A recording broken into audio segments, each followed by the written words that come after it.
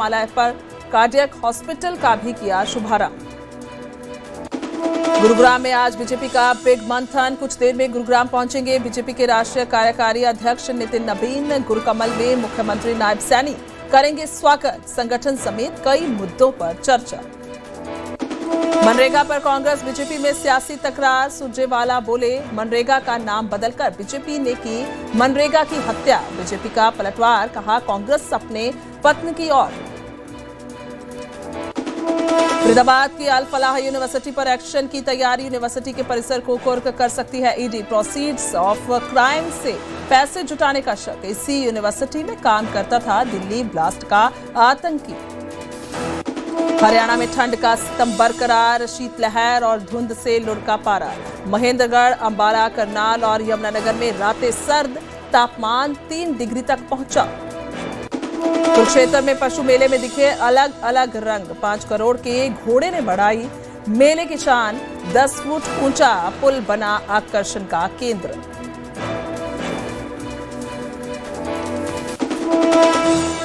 प्रायोजक पतंजलि गाय का घी, मां का भरोसा, प्यार से परोसा।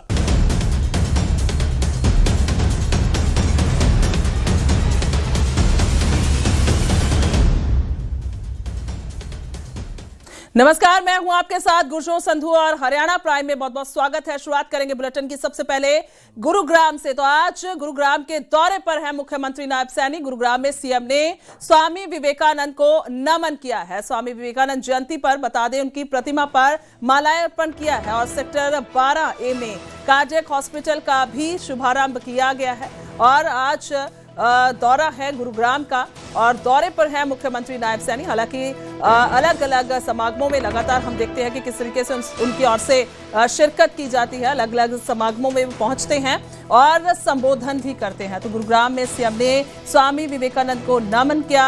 विवेकानंद जयंती पर उनकी प्रतिमा पर माल्यार्पण किया और सेक्टर 12A में कार्डियक हॉस्पिटल का भी शुभारंभ किया गया।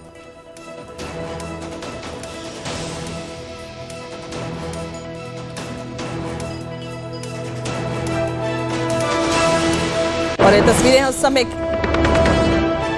सैनी आज गुरुग्राम के दौरे पर हैं और यहाँ पर आज मुख्यमंत्री ने दिन की शुरुआत एसपीआर रोड पर स्वामी विवेकानंद की मूर्ति पर माल्यार्पण करके की। ठीक उसके बाद मुख्यमंत्री ने सेक्टर 12A में स्वामी विवेकानंद हृदय चिकित्सालय का उद्घाटन किया और ठीक इसके बाद दोपहर करीब 12 बजे वो भाजपा के गुरुकमल कार्यालय पहुंचेंगे, जहां पर भाजपा के राष्ट्रीय अध्यक्ष का अभिनंदन समारोह रखा गया है। यहाँ पर न सिर्फ मुख्यमंत्री मौजूद रहेंगे बल्कि बीजेपी के प्रदेश अध्यक्ष के साथ साथ कई मंत्री भी इस कार्यक्रम में शामिल होंगे।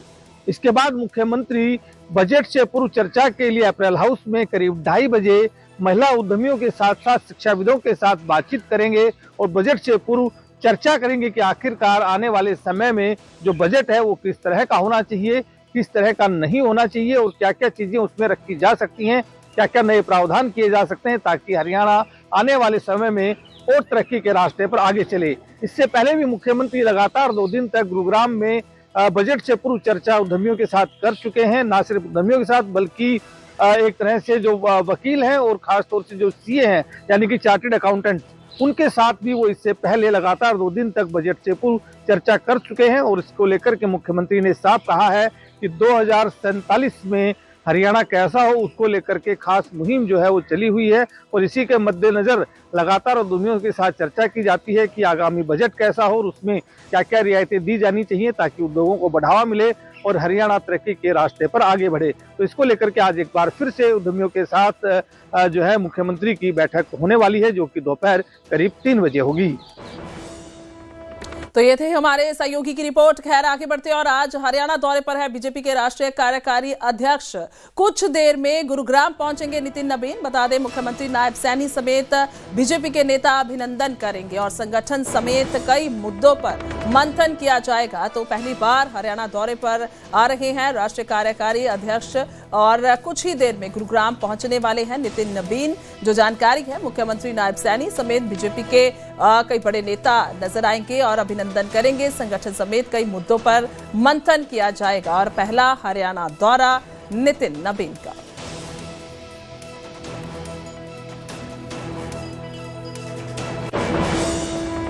तो वहीं मुख्यमंत्री नायब सैनी ने कल कुरुक्षेत्र पहुंचकर लोगों को मकर संक्रांति और लोहड़ी की भी शुभकामनाएं दी। सीएम ने कुरुक्षेत्र के लाडवा में लोहड़ी और मकर संक्रांति का त्योहार धूमधाम से मनाया। सीएम अपनी पत्नी सुमन सैनी के साथ यहां पहुंचे थे। इस दौरान स्थानीय लोगों के साथ जश्न में शामिल हुए। इस कार्यक्रम में लोहड़ी के पारंपरिक गीत गाए गए।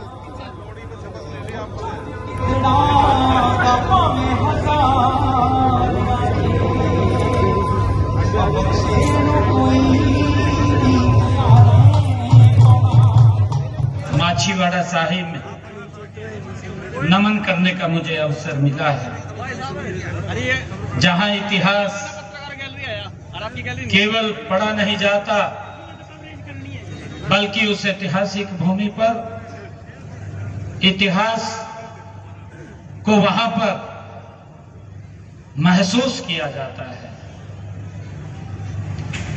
साथियों, उन्होंने वहां पर वह पवित्र भूमि गुरु गोविंद सिंह जी के अपने जो जीवन के सबसे कठिन क्षणों में से उन्होंने धैर्य, साहस और विश्वास को पवित्र भूमि पर मुझे जाने का अवसर मिला है, जहां गुरु गोविंद सिंह जी ने उस पवित्र भूमि पर कहा था कि मित्र प्यारे नु हाल मुरीदा दा कहना। पर नमन करने का मुझे अवसर मिला और मुझे खुशी है कि उसके बाद सीधा लाडवा के इस ऐतिहासिक स्थल रामकुंडी पर मुझे आने का अवसर मिला है। आप सबको मैं इस पवित्र पर्व की बहुत बहुत बधाई और शुभकामनाएं देता हूं और परमपिता परमात्मा से प्रार्थना भी करता हूं कि पर्व हम सब के लिए आपस में मेल जोल, प्यार, भाईचारे के लिए ये पर्व हम इसके लिए एकत्र होते हैं। जी को सामाजिक सुरक्षा प्रदान करने के लिए हरियाणा में हमने ये संकल्प लिया था कि बेटियों को लाडो लक्ष्मी योजना के साथ हम जोड़ेंगे, उसको शुरू करेंगे। मुझे खुशी है कि हमने महिलाओं को सशक्त और मजबूत करने के लिए इस योजना को शुभारंभ किया है। महिलाओं को हम 2100 रुपये वित्तीय आर्थिक सहायता पहुंचाने का काम हमारी सरकार कर रही है। साथियों, अब तक हमने 280 करोड़ रुपया का काम हमने किया है और इसी प्रकार मैं ये भी कहना चाहूंगा, महिलाओं को सशक्त और मजबूत करने के लिए हमारी सरकार जो हमने संकल्प लिया था कि माताओं बहनों की रसोई में 500 रुपए का गैस का सिलेंडर ये हमारी सरकार पहुंचाने का काम करेगी। तो कुरुक्षेत्र में लोहड़ी के कार्यक्रम से पहले मुख्यमंत्री नायब सैनी पंजाब के समराला भी पहुंचे थे। यहां मुख्यमंत्री नायब सैनी ने एक जनसभा को संबोधित करते हुए कांग्रेस और आम आदमी पार्टी को जमकर घेरा था।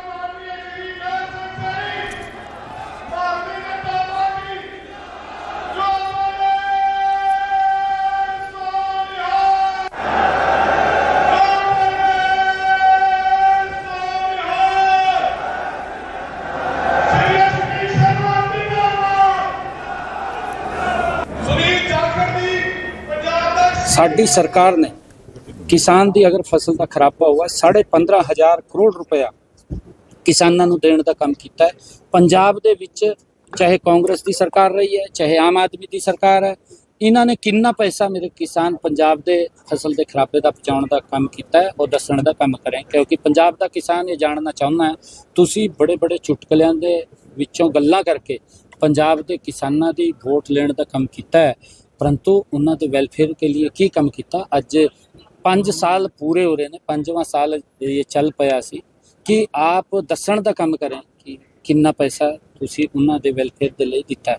साडी सरकार जो सब्जी का किसान है, आलू का किसान है या अन्य सब्जी का किसान है, अगर मेरे किसान की हरियाणा दे विच अगर ਉਹਨੂੰ ਨੁਕਸਾਨ ਹੁੰਦਾ ਹੈ ਮੰਡੀ ਦੇ ਵਿੱਚ, ਉਸਦੀ ਫਸਲ ਆਲੂ ਦੀ ਸਸਤੇ ਦਾਮ ਦੇ ਵਿੱਚ ਜਾਂਦੀ ਹੈ, ਉਹਦਾ ਪੂਰਾ ਖਰਚਾ ਪੂਰਾ ਨਹੀਂ ਹੁੰਦਾ, ਤਾਂ ਉਹਦੀ ਭਰਪਾਈ ਵੀ ਕਰਨ ਦਾ ਕੰਮ ਸਾਡੀ ਸਰਕਾਰ ਕਰ ਰਹੀ ਹੈ। ਚਾਹੇ ਬਾਜਰੇ ਦਾ ਕਿਸਾਨ ਹੈ, ਬਾਜਰੇ ਦਾ ਕਿਸਾਨ ਉਹਦੀ ਅਗਰ ਰੇਟ ਮਾਰਕੀਟ ਦੇ ਵਿੱਚ ਕਮ ਮਿਲਦਾ ਹੈ ਤਾਂ ਉਹਦੀ ਵੀ ਭਰਪਾਈ ਕਰਨ ਦਾ ਕੰਮ ਸਾਡੀ ਸਰਕਾਰ ਕਰ ਰਹੀ ਹੈ। मैंने अभी मंच ਤੇ ਦੱਸਿਆ ਹੈ ਕਿ 1400 ਕਰੋੜ ਰੁਪਏ हमने 52 ਭਰਪਾਈ ਦੇ ਵਿੱਚ ਆਪਣੇ ਕਿਸਾਨ ਨੂੰ ਹਰਿਆਣਾ ਤੇ ਦੇਣ ਦਾ ਕੰਮ ਕੀਤਾ ਹੈ। यहाँ ਦੇ ਕਿਸਾਨਾਂ ਨੂੰ ਕਿੰਨਾ ਪੈਸਾ ਦੇਣ ਦਾ ਕੰਮ ਕੀਤਾ ਹੈ, ਅੱਜ ਪੰਜਾਬ ਦਾ ਕਿसान ਇਹ ਗੱਲ ਜਾਣਨਾ ਚਾਹੁੰਦਾ है। खैर आगे बढ़ेंगे। फरीदाबाद की अल फलाह यूनिवर्सिटी पर एक्शन की तैयारी है। यूनिवर्सिटी के परिसर को कुर्क कर सकती है ईडी। बता दे प्रोसीड्स ऑफ क्राइम से पैसे जुटाने का शक है और पहले ही हो चुकी है यूनिवर्सिटी चेयरमैन की गिरफ्तारी। अब यूनिवर्सिटी पर एक्शन की तैयारी में है ईडी। और एक बड़ा मसला अगर बात की जाए अल फलाह यूनिवर्सिटी की, तो क्योंकि जिस तरीके से लाल किले के नजदीक एक बड़ा धमाका हुआ, उसका जो मुख्य दोषी था वो अल फलाह यूनिवर्सिटी में काम करता था। और ये ग्राफिक के जरिए भी हम आपको डिटेल बता रहे हैं। आतंकी उमर की बात की जाए तो उसी ने ही दिल्ली में ब्लास्ट किया था और अल फलाह यूनिवर्सिटी से संबंधित था, और आतंकी उमर ने ही ये ब्लास्ट किया। और डॉक्टर मुजमिल और शाहीन भी यही काम करते थे। उसके बाद अल फलाह यूनिवर्सिटी सुर्खियों में आती है। इसके अलावा बात की जाए, इन दोनों ने उमर का साथ दिया था, यानी कि बहुत सारे अगर मुलजिमों की बात की जाए तो वहां ही काम करते थे, अल फलाह यूनिवर्सिटी में ही काम करते थे। इसी बीच सीधा रुख करेंगे अनिल राठी, मेरे सहयोगी इस समय लाइव मौजूद है हमारे साथ। अनिल, क्या कुछ अभी तक की जानकारी अगर बात की जाए? लगातार अल फलाह यूनिवर्सिटी सुर्खियों में, न सिर्फ सुर्खियों में बल्कि कार्यवाही की जा रही है। जी बिल्कुल, देखिए बात करी जाए अल फलाह यूनिवर्सिटी की तो लगातार जिस तरीके से ईडी का शिकंजा कही जाए, एनआईए का जांच कही जाए, या फिर तमाम जांच एजेंसियों की बात कर जाए, तो लगातार जो है वो ईडी निशाने पर है, ईडी के निशाने पर है ये अल फलाह यूनिवर्सिटी, क्योंकि इसी यूनिवर्सिटी के अंदर जो है वो तमाम आतंकवादी गतिविधियों को अंजाम दिया गया था। तमाम जो आतंकी मॉड्यूल तैयार किया गया था वो सारा इसी यूनिवर्सिटी के अंदर तैयार किया गया था। जब से ही जो है वो इसकी जांच लगातार जारी है, लगातार एनआईए, लगातार ईडी जो है वो सभी ईडी, हालांकि नवंबर में जो है पिछले साल नवंबर के अंदर जो है वो इसके जो मालिक हैं संशोधन इसमें गिरफ्तार हो चुके हैं, अहमद सिद्दीकी और नवाज सिद्दीकी। तो कह सकते हैं कि फिलहाल तमाम चीज़ें जो हैं वो इस यूनिवर्सिटी के खिलाफ होती हुई दिखाई दे रही हैं। और इसी में अब एक और बड़ा खुलासा ये हुआ है कि जिस तरीके से जो फंडिंग का पैसा था, जो टेरर मॉड्यूल का पैसा था, वो पैसा भी कहीं ना कहीं इस यूनिवर्सिटी की कई इमारतों में इस्तेमाल किया गया है, क्योंकि ईडी ने जो है वो ये जांच में पाया कि उस पैसे का इस्तेमाल कई इमारतें बनाने में जो है वो इस यूनिवर्सिटी के आकाओं ने जो है वो किया था। तो अब ईडी की तरफ से जिस तरीके से अब एक ग्राउंड रिपोर्ट तैयार की जा रही है कि किस तरीके से और कितनी जल्दी इस यूनिवर्सिटी की जो कुर्की है वो की जा सके। और पहले ही हरियाणा सरकार ने भी देखिए इसमें तमाम एसआईटी जो है वो उसका गठन कर दिया गया है, बाकायदा आईएएस इस पे पूरे मामले के अंदर जो है वो जांच अधिकारी नियुक्त किए गए हैं, और वो कमेटी रिपोर्ट अब हरियाणा सरकार को भी सौंपेगी। बाकायदा पैमाइश इस पूरी यूनिवर्सिटी की हो चुकी है कि कितना एरिया जो है वो अवैध किया गया है और कितना एरिया जो है वो इलीगल कंस्ट्रक्शन किया गया। तो कह सकते हैं कि अब एक बड़ी तैयारी जो है वो अनिल, अगर बात की जाए, देखो बहुत बड़े खुलासे हैं इसमें। अगर बात की जाए ईपीएफओ का कोई रिकॉर्ड नहीं है, 415 करोड़ ये बहुत बड़ी रकम जिसके काली कमाई से कमाया गया जिसको, और कई कंपनियों का जो है वो एक ही नंबर है। कई कंपनियों की बात की जाए तो बहुत सारे बड़े खुलासे इसकी ग्राफिक के जरिए भी हम दर्शकों को डिटेल बता रहे हैं। लेकिन अपने आप में अभी तक कोई स्पष्टीकरण की बात की जाए, क्योंकि गुप्त तरीके से ये बिल्कुल सब कुछ चल रहा था इतने सालों से, और अब खुलासे। अनिल, बिल्कुल, देखिए स्वाभाविक है कि इस यूनिवर्सिटी के अंदर जितने भी डॉक्टर थे उनकी जो तनख्वाह है वो अगर बात करी जाए तो लगभग एक डॉक्टर की तनख्वाह 4 से 5-5 लाख रुपए के हिसाब से जो है वो दर्ज की गई है रजिस्टरों के अंदर। लेकिन उनको बाय हैंड जिस तरीके से जिन डॉक्टरों को मिल रही है, किसी को 1 लाख रुपए, किसी को 75,000 रुपए, तो इस तरीके की तनख्वाह जो है वो इन डॉक्टरों को मिल रही है। और इस तरीके के कई ऐसे एम्प्लॉय और भी हैं। तो इस तरीके की जो पूरा गोरख धंधा इन्होंने पहले से ही एक शेड्यूल तैयार कर रखा था, किस तरीके से पैसा हड़पना है, किस तरीके से क्या करना है। तो तमाम चीजों को जो है वो इन लोगों ने मॉनिटर किया। तमाम अपने हिसाब के रजिस्टर इन्होंने तैयार किए हुए थे। हालांकि ईडी ने तमाम चीजें जो है वो अपने कब्जे में ले ली हैं और तमाम जांच एजेंसियां जिस तरीके से एक ही नंबर पे इन्होंने कई कंपनियां जो है वो रजिस्टर की हुई थी, तो कह सकते हैं कि एक बड़ा जो झोलमोल है वो ये लोग पिछले लंबे समय से इसी यूनिवर्सिटी के अंदर करते आ रहे थे। और इनका जो मंशा है, इन लोगों की मंशा थी, वो तमाम इससे साफ होती है कि कहीं ना कहीं इनकी मंशा पूरे तरीके से इस तरीके की गतिविधियां करने की थी। तो कह सकते हैं कि फिलहाल अब जो जांच एजेंसियां हैं उनकी जांच पूरी हो चुकी है, लगभग पूरी हो चुकी है। और लगातार जिस तरीके से एक के बाद एक यहाँ पे तमाम आतंकी संगठन से जुड़े लोग थे उनको लेके भी आया गया, तो कह सकते हैं कि अब बड़ी कार्रवाई देखने को मिल सकती है आने वाले कुछ दिनों में भी। जी बिल्कुल, बहुत बहुत शुक्रिया अनिल, तमाम जानकारी के लिए धन्यवाद। कुल मिला के अपने आप दे बहुत बड़े खुलासे और लगातार ईडी दावी शिकंजा हुन कसना शुरू हो चुका है।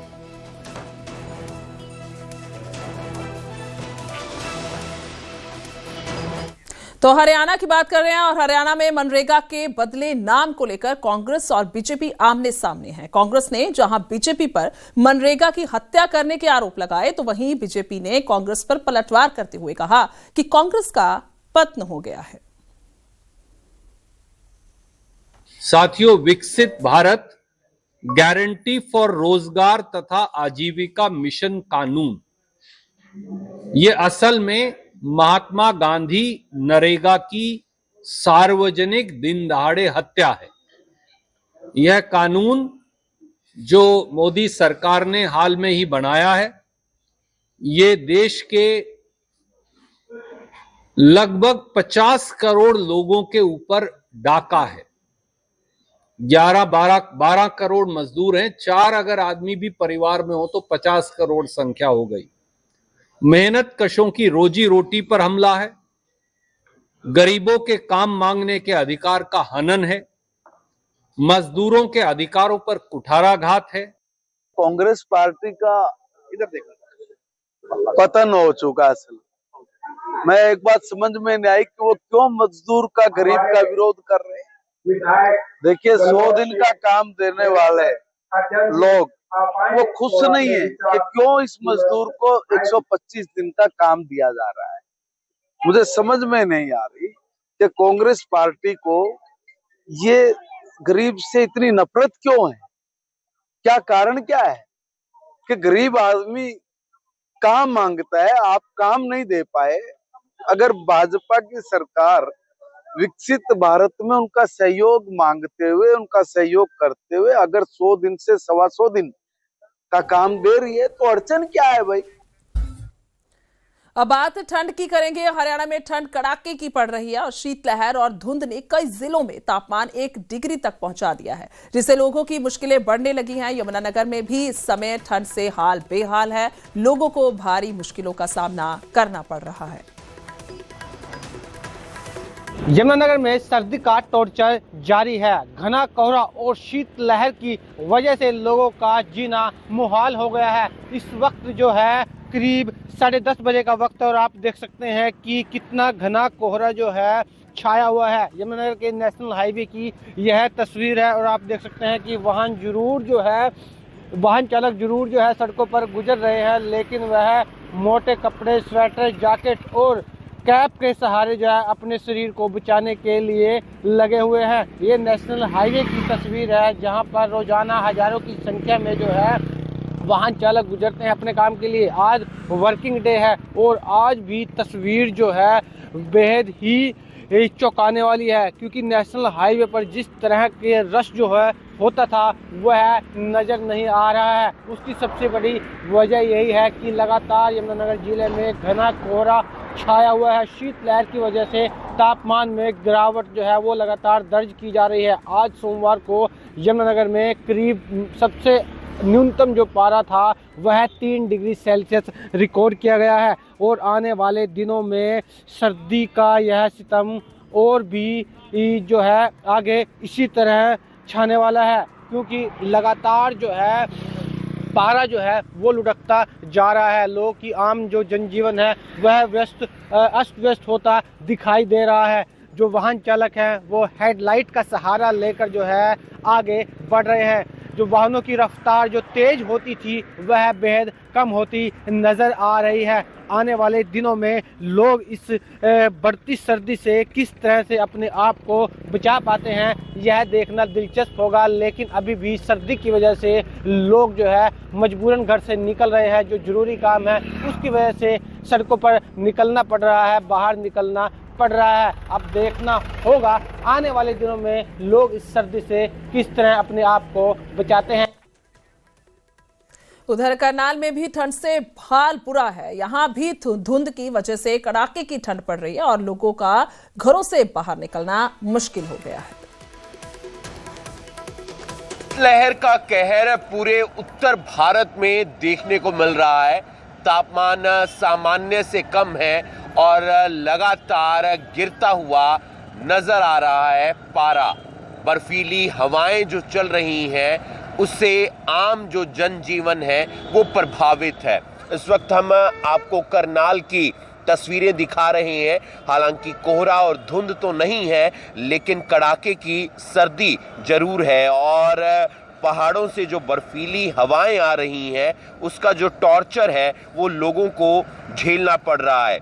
पंजाब, हरियाणा, जम्मू कश्मीर में भी जो शीत लहर से जन जीवन है वो काफ़ी प्रभावित हुआ है। हरियाणा के अलग अलग जिलों की बात करें तो वहाँ पर कड़ाके की ठंड देखने को मिल रही है। मौसम विभाग ने अगले कुछ दिनों तक भीषण ठंड जारी रहने की चेतावनी दी है, क्योंकि हम देखते हैं उत्तराखंड, हिमाचल प्रदेश और जम्मू कश्मीर में जो लगातार बर्फबारी हो रही है और वहां से जो आने वाली सर्द हवाएं हैं उससे दिल्ली एनसीआर, पूरा उत्तर भारत जो है वो कड़ाके की ठंड में ठिठुरता हुआ नजर आ रहा है। लोगों ने कैप डाली हुई है, शॉल ओढ़ी हुई है, मफलर डालकर निकल रहे हैं क्योंकि कड़ाके की ठंड है और लोग ठंड से बचने के लिए हाथ तापते हुए नजर आते हैं। बहुत सारे लोगों की फिलहाल अभी छुट्टियां चल रही हैं और वो घर से नहीं निकलते हैं, लेकिन जिनका काम है, जिन्हें अपने बिजनेस पर जाना है, जिन्हें अपनी ड्यूटी पर जाना है, वो कड़ाके की ठंड में घर से बाहर निकलते हैं। जनजीवन काफ़ी प्रभावित हुआ है। करनाल में भी कड़ाके की ठंड देखने को मिल रही है और ये कड़ाके की ठंड आने वाले दिनों में भी लगातार जारी रहेगी। आगे बढ़ेंगे। कुरुक्षेत्र में पशु मेले में देश के अलग अलग राज्यों से पशुओं को लाया जा रहा है। यहीं पशु इस मेले में आकर्षण का केंद्र बने हुए हैं। इस मेले में 5 करोड़ का घोड़ा और लंबी चौड़ी कदकाठी का विशालकाय बुल भी पहुंचा है। इन दोनों ही पशुओं ने मेले में पहुंचने वाले लोगों को खूब आकर्षित किया। पशु मेले में पहुंचा 5 करोड़ रुपए का घोड़ा पंजाब से लाया गया है। इसका नाम काका है, जो अब तक 21 प्रतियोगिताओं को जीत चुका है। इसके अलावा हॉलस्टीन फ्रीजियन नस्ल के बुल का नाम जोरावर है, जो 10 फुट लंबा है। दो दंद दे विच ते हुण अडल्ट कैटेगरी दे